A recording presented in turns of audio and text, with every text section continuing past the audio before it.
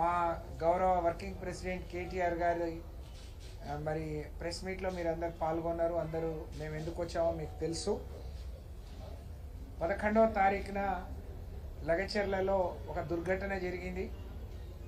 ఆ దుర్ఘటన దేనికి తక్కువ కాదు. నిన్న కేటీఆర్ గారు చెప్పినట్టు వాళ్ళొక మణిపాల్ కావచ్చు, లేకపోతే ఇతర సంఘటనలో పోల్చి చూసినప్పుడు అది కూడా ఏం తక్కువ కాదు. కానీ దురదృష్టం ఏంటి అంటే అది ముఖ్యమంత్రి గారి సొంత నియోజకవర్గం. జరిగిన దాడి బాధపడుతున్న వాళ్ళంతా గిరిజనులు, మా ఆదివాసీ బిడ్డలు కాబట్టి, మారుమూల తండ కాబట్టి అది ప్రపంచానికి తెలియటానికి ఆ సంఘటన యొక్క మరి పూర్తి ఇది రావడానికి కొంచెం ఆలస్యమైంది. వచ్చిన రోజు నుంచి ఆ రోజు దుర్ఘటన జరగటానికి ముఖ్యమైన కారణం కొడంగల్ నియోజకవర్గంలోని లగచర్ల ప్రాంతంలో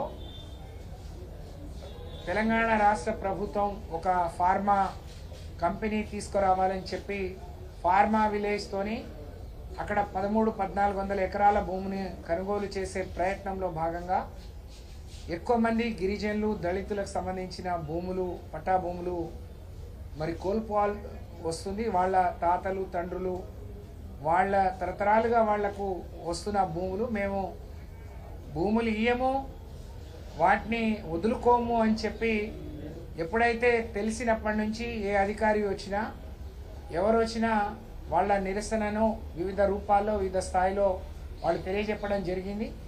కానీ ముఖ్యమంత్రి గారు ఇది నా నియోజకవర్గం, సామాన్య గిరిజనులు, పేద గిరిజనులు ఏం చేసుకుంటారు, నాకు ఎదురు తిరుగుతారా అనే ఒక అహంకారంతో, ఒక దురహంకారంతో మరి అక్కడికి అధికారులను పంపించి ఆ సంఘటనకు బాధ్యులైనరు.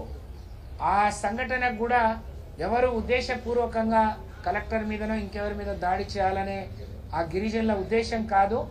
కేవలం 9 నెలలుగా కలెక్టర్ కాళ్ళ మీద పడ్డ ఆర్డీఓలు, ఎంఆర్ఓలు ఎవరొస్తే వాళ్ళ కాళ్ళు పట్టుకొని బతిలాడినా వదులుకోలేదు, మరి వదలట్లేరు, మళ్ళీ మా ఇళ్లకు వచ్చిరు అని చెప్పి ఒక ఆవేదనతో మాత్రమే కొంతమంది యువకులు నెట్టేస్తే మధ్యాహ్నం సంఘటన జరిగితే అర్ధరాత్రి ఆడవాళ్ళని చూడకుండా, వృద్ధులని చూడకుండా, పిల్లలని చూడకుండా నానా బీభత్సం, బందిపోటు దొంగల మీద ఏ విధంగా ప్రయోగం చేస్తారో, దేశద్రోహుల మీద ఏ విధంగా దాడి చేస్తారో, మరి ఆ విధంగా టెర్రరిస్టులను తలపించే విధంగా అమాయకమైన గిరిజనుల మీద వాళ్ళ ప్రతాపాన్ని మరి చూపించడం జరిగింది. దాంట్లో అనేక మంది గిరిజనులు మరి శారీరకంగా వాళ్ళు ఇబ్బంది పెట్టారు, కొట్టారు.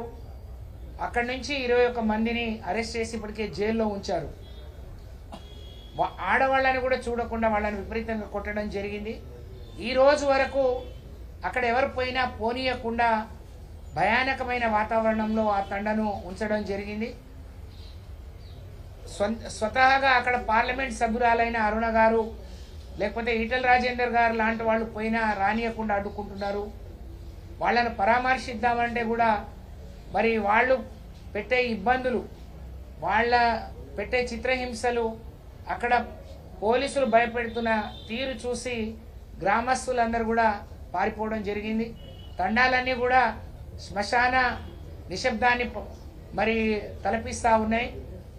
అందుకనే మేము అక్కడున్న గిరిజనులందరూ వచ్చి మా నాయకుడు కేసీఆర్ గారిని మాకు న్యాయం చేయండి, మీరు ఉన్నప్పుడు మేము సంతోషంగా ఉన్నాం, కేసీఆర్ గారు ఉన్నప్పుడు పల్లెల జోలికి పోవద్దు, పల్లెలు పచ్చగా ఉండాలి అని చెప్పి హైదరాబాద్లోనే మెప్పించి ముచ్చెర్లలో ఒప్పించి దాదాపు 14,000 పైచీలకు ఎకరాలను ఫార్మాసిటీ కోసం కొనుగోలు చేసి ఇస్తే కేసీఆర్ గారు ఏం చేస్తే దాన్ని వ్యతిరేకించాలి, ఆయన మరి మంచి చేస్తే దాన్ని చెడు చేయాలి, ఆయన ఫార్మా సిటీ అన్నాడు కాబట్టి నేను ఫార్మా విలేజ్ పెట్టాలని చెప్పి రేవంత్ రెడ్డి గారు పచ్చని గ్రామాలు మరి ఆగం చేయడానికి ఆయన పూనుకున్నాడు.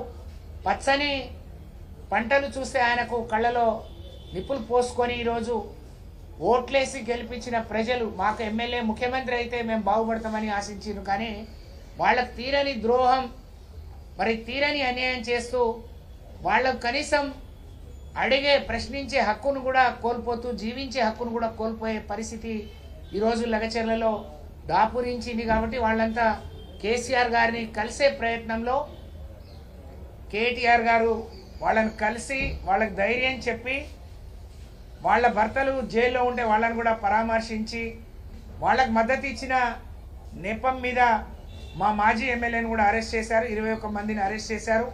అనేక మంది మీద కేసులు పెట్టారు.